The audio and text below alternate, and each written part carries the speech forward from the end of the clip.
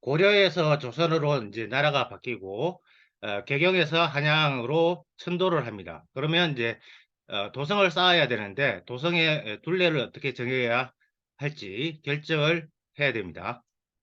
그래서 보시면 여기서 이제 백운봉 삼각산의 맥이 이제 보연봉으로 연결돼서 백악으로 연결이 됩니다. 그러면 백악 아래에 이제 궁궐이 들어서는 거고요. 주변에 산줄기를 보면 백악, 인왕, 낙산, 목멱산 이렇게 네 개의 산이 보입니다. 그러면 사실은 여기 자체를 이제 한양으로 보는 건데 한양의 도성을 어디에 쌓을지를 결정을 할 때 택리지에 관련된 내용이 등장을 합니다. 그래서 택리지를 보시면 성의 둘레를 어떻게 할지 결정하지 못하고 있다.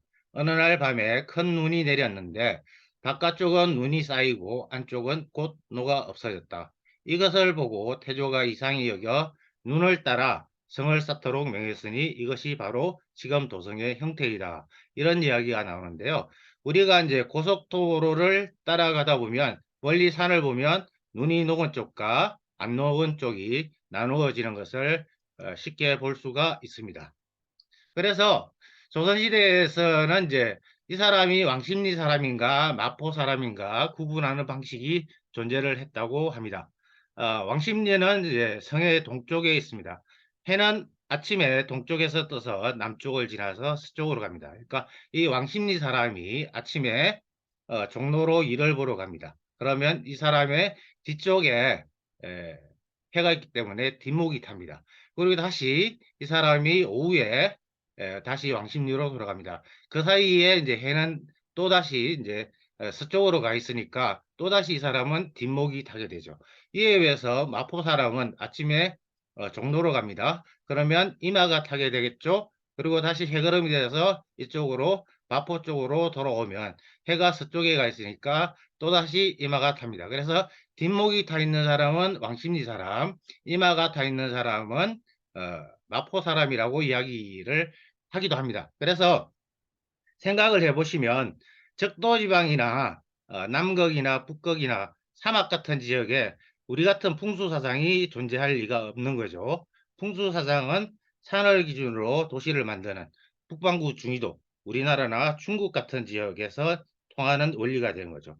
그러니까 택리지에서 눈이 녹은 쪽과 남은 쪽으로 나눠진다는 것은 내산의 능선, 산줄기를 따라서 어, 이제 성을 쌓았다는 이야기가 되고요.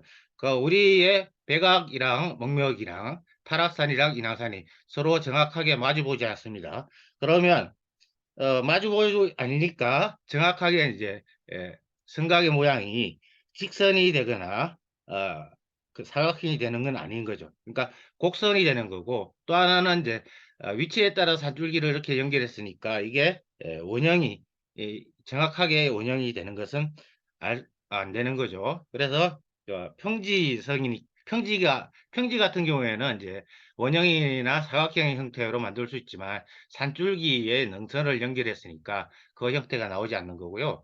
또 하나 이제 외국인들이 서울에 와서 놀라는 게 현대식 고층 빌딩과 궁궐이 서로 공존을 하고 있다는 사실이고요. 또 하나 이제 도시 가까이에 도시에 산이 있다는 사실인데 이건 이제 산을 기준으로 그렇게 도시가 만들어졌기 때문에 도시 형성 원리가 풍수사상을 기초로 만들어졌기 때문에 이런 이야기가 나올 수 있는 거고요.